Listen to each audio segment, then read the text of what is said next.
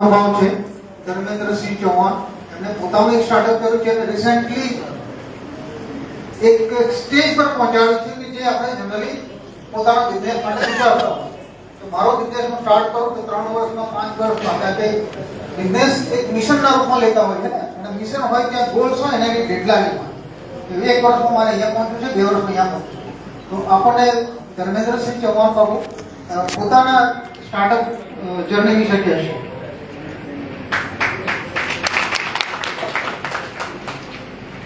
સર્વને જય માતાજી. પહેલા તો ખૂબ ખૂબ અભિનંદન કમલેશસિંહ રાહુલજી,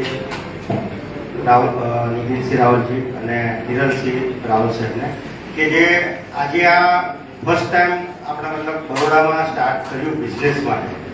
તો ખરેખર આજે જે કંઈ બી એક જણને બી ફાયદો થશે નહીં તો બી આ સક્સેસ કહેવા છે હું માનું.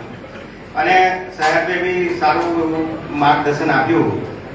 તો પહેલા તો કે મેં 27 વર્ષ જોબ કરી કેડિલા ફાર્માસ્યુટિકલમાં બિઝનેસ પ્લાન્ટ ફાઇનાન્સ હેડ તરીકે અને 2015માં પહેલા એક વોટ્સએપ ગ્રુપ ચાલુ કર્યું રાજપૂત પ્રોફેશનલ્સ કરીને.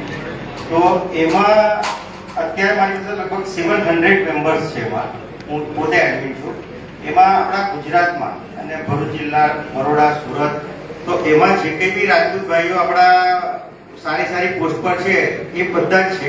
એમાં એનો એક ફાયદો એ છે કે કોઈને કોઈ જગ્યાએ ઇન્ટરવ્યુ હોય, કોઈ બિઝનેસ કંઈ કરતો હોય તો અંદર અમારા ગ્રુપમાં લખે ભાઈ આ કંપનીમાં કોઈનો કોન્ટેક્ટ છે તો એ તરત જ અંદર આપણે ભાઈ લખે કે તું આને મળે તો મને કોન્ટેક્ટ કર ને એ રીતે અમે ફાયદો એમાં ચાલે. અને અમે એના માટે પહેલાં રાજપૂત પ્રોફેશનલ મિટિંગ કરી રાજપૂત હિરવર્ધન મંડળવાળા ભરૂચ છાત્રાલય પર 2025માં.